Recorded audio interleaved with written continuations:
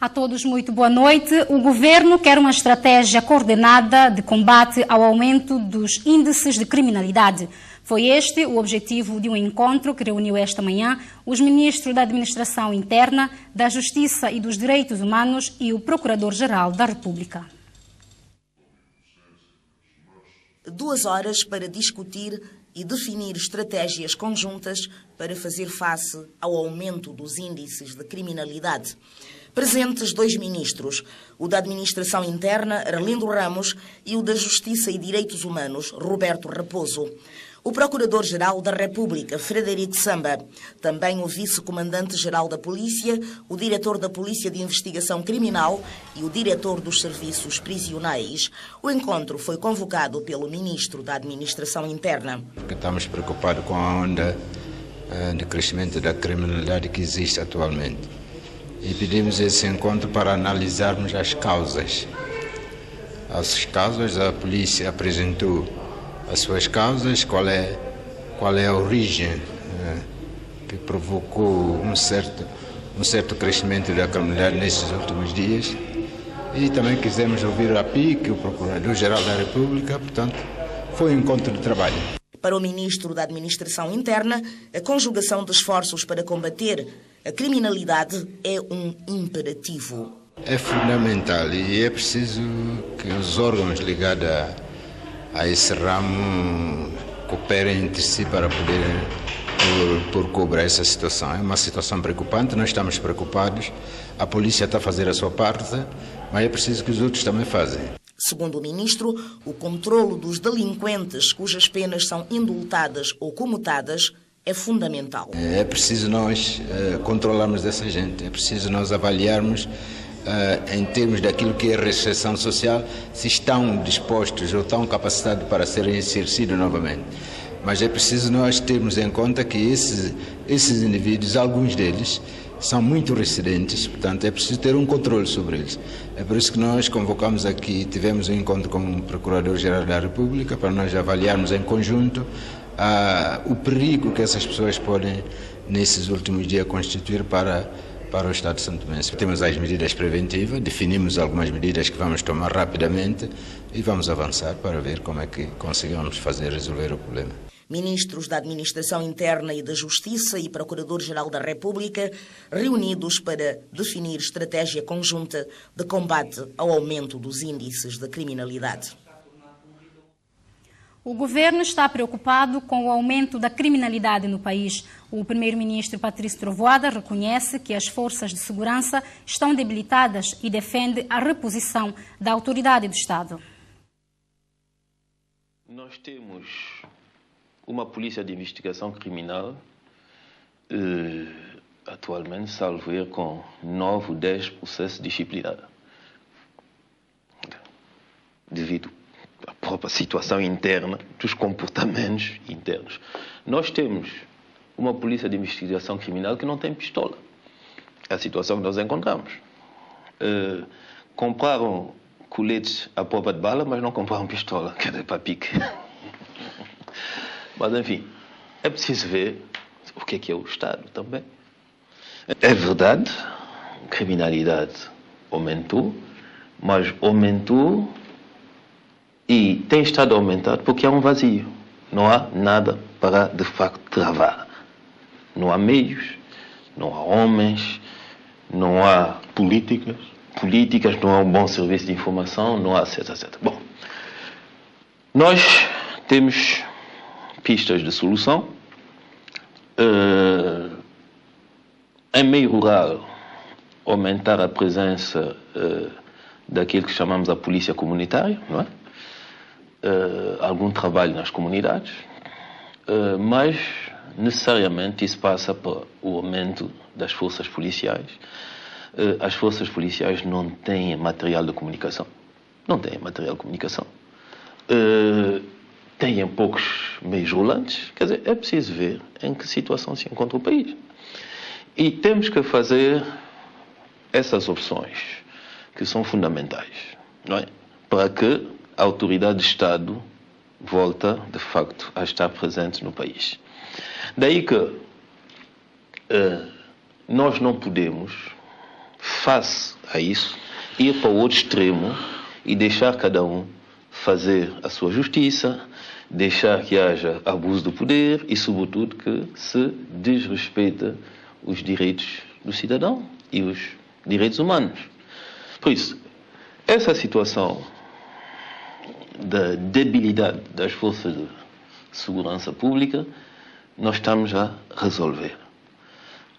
Estamos a resolver a nível da cooperação internacional, é uma urgência. Não é? Por outro lado, estamos também a dialogar com o sistema judiciário para que as pessoas percebam que é um trabalho em conjunto para resolvermos esse problema da criminalidade. Mas também, por outro lado, nós devemos salvaguardar os direitos das pessoas. Bom, daí que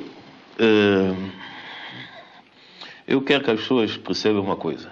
Esse governo não é um governo laxista, é um governo que assume plenamente a gravidade da situação do país, mas não é um governo alarmista e não é um governo que, enfim, não sabe em que direção ele tem que agir. Só que as coisas necessitam de tempo, existem regras, nós temos que recrutar, por exemplo, as forças policiais, novas forças, temos que treiná-las, temos que equipá-las, temos que reorganizar o sistema de segurança pública. Ao mesmo tempo, temos também que motivar as polícias locais nas comunidades. Temos que construir uma nova cadeia, não é? Que é outro problema. Quer dizer, vamos prender as pessoas, mas é preciso saber como eles prender. Bom, não é... Eu diria que há uma massa de trabalho, não é? Não é a complexidade do trabalho, mas é muitas coisas que ficaram para ser feitas ou que nunca foram feitas e que temos que fazer agora debaixo de alguma pressão.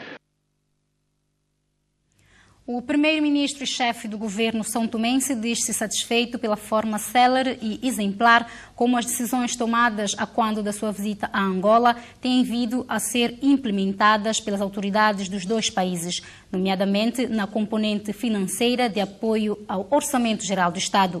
O que, para Patrício Trovoada, que endereçou hoje uma carta a José Eduardo dos Santos, é prova inequívoca da excelência das relações entre os dois países, povos e governos. Na referida missiva, o primeiro-ministro e chefe do governo, Patrício Trovoada, expressou uma vez mais um veemente agradecimento ao presidente da República de Angola pelo acolhimento fraterno de que foi objeto a quando da sua recente visita a Luanda e pelo alto nível das discussões mantidas entre as partes.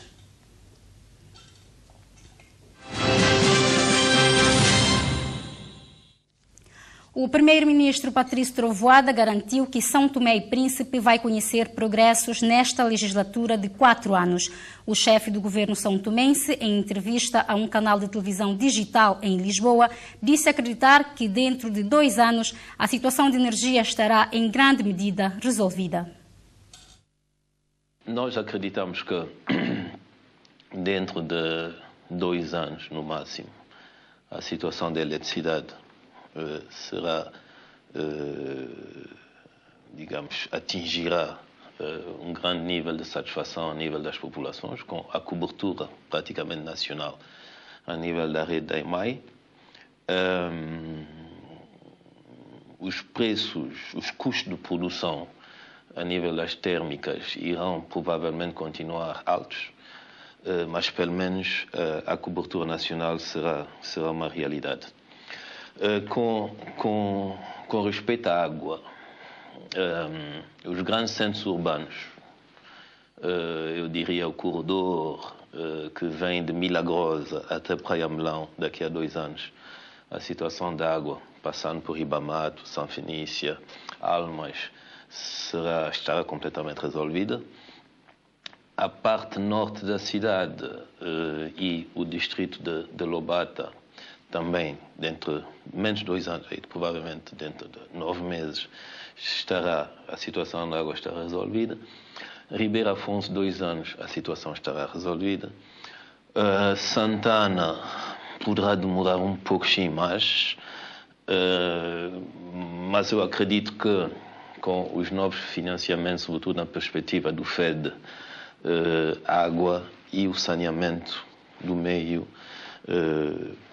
conhecerão nessa legislatura uma grande transformação no sentido de minimizar e, em algum caso, resolver completamente os problemas.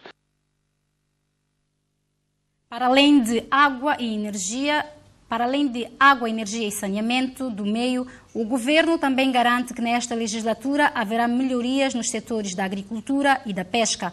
O Executivo também estará apostado no combate ao desemprego. Vamos atacar a questão do desemprego, mas também os outros aspectos da vida das nossas populações. Sobretudo as mais desfavorecidas e as mais carentes, aquelas que hoje carecem de facto de rendimento. Quer dizer o quê? Hoje as populações em meio rural, eu estou tranquilo a dizer que a vida delas vai melhorar substancialmente nos próximos anos, próximos 2 anos. As populações em setor urbano, em que a infraestrutura social está bastante degradada, também nesse aspecto vão conhecer melhoria. Agora, a maioria da população está hoje em meio urbano e suburbano. O desemprego, sobretudo, está aí. Bom, e aí existe uma faixa da população que não se predispõe tão facilmente a regressar ao meio rural, mesmo se as condições de vida em meio rural vão melhorar. Então aí, o que é preciso fazer à partida? Formação, nomeadamente formação profissional, e melhoria do clima de negócio para fazer, ou pelo menos atrair o investimento estrangeiro direto. A melhoria do clima de negócios não precisa de muito dinheiro, precisa de vontade política, umas reformas também. Das reformas, mas é sobretudo vontade política. Nós conseguiremos, de facto, melhorar também esse clima de negócio. Aliás, nós queremos definir uma agenda anual de medidas visando a melhoria do clima de negócio. E aí, provavelmente, algumas outras ações. Uma delas tem a ver com a melhor integração da nossa economia na sub-região. Uma outra tem a ver com, pelo menos, uma infraestrutura logística boa que passa, pela melhoria do desempenho do atual porto de Santo Tomé, do aeroporto, e, sobretudo, a médio prazo, a construção do porto em Águas Profundas, ou pelo menos da fase 1 do porto em Águas Profundas. Isso irá definitivamente resolver o problema do desemprego. O Conselho de Coordenação Multissetorial da Saúde esteve reunido hoje sob a presidência da titular da pasta, Maria de Jesus Trovoada. As linhas gerais da luta contra o paludismo estiveram na agenda do encontro, que discutiu também o alargamento deste órgão de coordenação de políticas da saúde. Sala cheia e intervenções de vários participantes nesta reunião do Conselho de Coordenação Multissectorial, o órgão máximo de coordenação de políticas de saúde. A titular da pasta, Maria de Jesus Trovoada, é, por inerência, a presidente desse órgão. Hoje estivemos aqui reunidos no Ministério com o objetivo de prepararmos a nota conceptual do paludismo. Estamos reunidos em um encontro do CCM, que é o Comitê de Coordenação Multissectorial. Antes de submetermos algum pedido, alguma proposta a um fundo, reúne-se com o objetivo de concertar essa mesma proposta e discutir tudo à volta dela. Vários intervenientes defenderam a necessidade de reestruturação da composição e atribuições do Conselho de Coordenação Multissectorial, órgão que reúne parceiros internacionais, organizações não governamentais e o setor privado. Reestruturação que poderá vir a passar pelo alargamento desse órgão. Foram abordadas várias questões, também a necessidade de reestruturação deste mesmo comitê, a necessidade de olharmos, portanto, para o regulamento interno. Já agendámos para a próxima sexta-feira novos encontros para darmos prosseguimento aos trabalhos inerentes à submissão da nota conceptual de paludismo. Ao princípio pensou-se que que esse CCM deveria ser um CCM restrito e que teria que ver apenas com as questões que dizem respeito ao SIDA, ao paludismo e à tuberculose, mas hoje viu-se que seria bom que fosse um pouco mais abrangente. O Programa das Nações Unidas para o Desenvolvimento, PNUD, esteve representado ao mais alto nível. Há toda uma necessidade de busca de consensos, experiências e a necessidade de poder-se apresentar de uma forma comum políticas nacionais de intervenção, particularmente neste caso das 3 doenças, a malária, tuberculose e o HIV-Sida. A relevância é o momento, como vocês sabem, a campanha de pulverização começou. Então é neste contexto que começa-se a fazer uma avaliação das performances que cada uma das subvenções irá ter. E é nesse contexto que se torna importante que haja uma aglutinação de esforços para que as coisas e os sucessos que já foram atingidos se mantenham e consolidem-se. O administrador para a África Ocidental do Fundo Global diz atribuir grande importância ao reforço dos princípios subjacentes à existência do Conselho de Coordenação Multissectorial. I think you summed it up very well. It's a very important meeting. Foi um encontro com o máximo órgão de coordenação. Foi um encontro muito importante. Um dos princípios básicos do Fundo Global é construir parcerias e inclusão.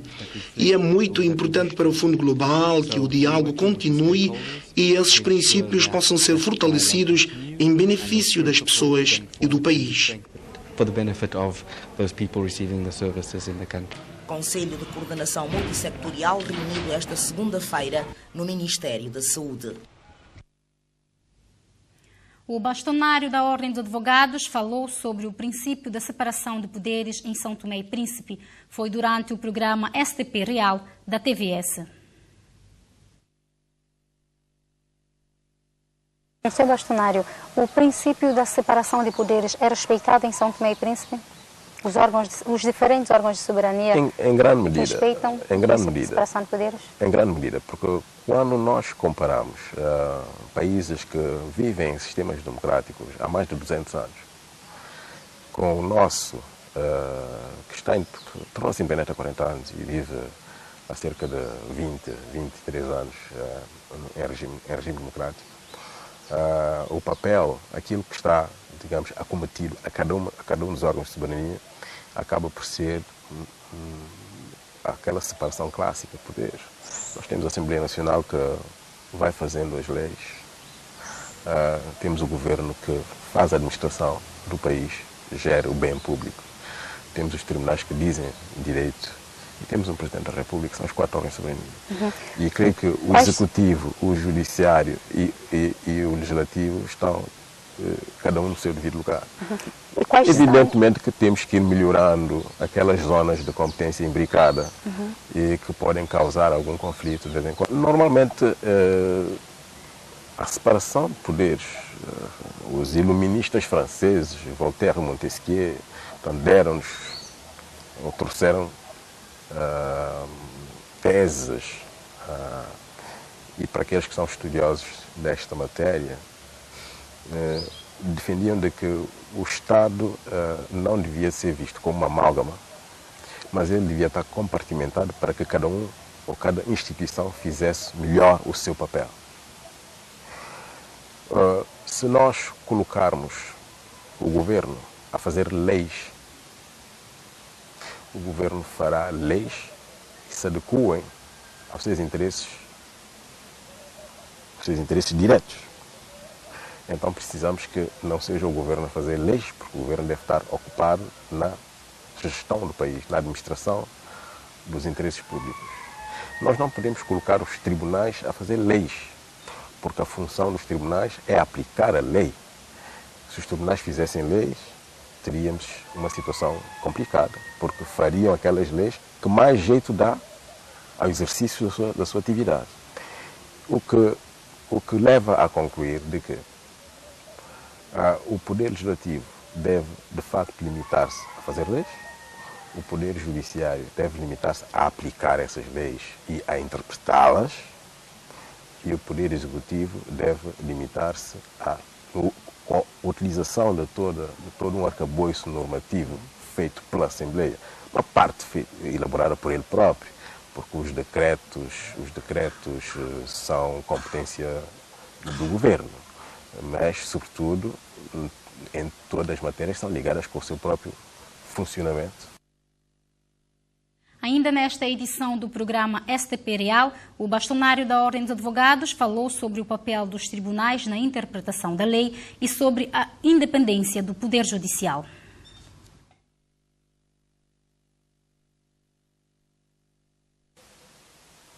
Devido a divergências do ponto de vista quanto à interpretação da lei. Mas os tribunais têm um papel muito importante neste capítulo da interpretação da lei. Porque os tribunais devem dizer, em sede de acórdãos, devem estar preocupados com a uniformização da interpretação.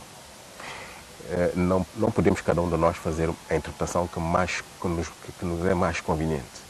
Temos que ter uma interpretação que é uma interpretação aceita por todos, devidamente fundamentada, cientificamente fundamentada. Isto é também função dos tribunais. Não é função da Assembleia Nacional interpretar leis, a Assembleia Nacional faz as leis, os tribunais aplicam e interpretam, para que os outros órgãos e os cidadãos possam ter, digamos, uma referência global daquilo que cada norma quer significar e como é que ela deve ser interpretada. Num contexto como São Tomé e Príncipe, de um pequeno Estado, a independência do Poder Judicial é garantida na prática?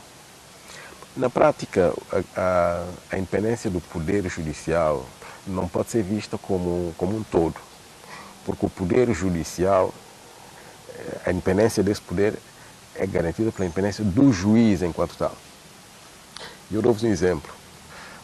O cidadão, quando é sentenciado, ele tem uma sentença, não interessa se estamos a falar da área civil ou da área crime, ele tem que estar convencido de que aquela sua conduta, aquele negócio que ele fez e que foi à margem da lei, foi realmente sentenciado, mas ele teve conhecimento ou toma contacto com uma sentença devidamente fundamentada, ou seja, os argumentos que levam à conclusão, à parte dispositiva da sentença, quer o tratamento em sede da primeira instância da matéria de direito ou em sede do recurso, no nosso caso, no Supremo Tribunal de Justiça, que só aprecia a matéria de direito, não aprecia a matéria de facto, que todos os fundamentos foram esgrimidos e apresentados de forma escarrapachada.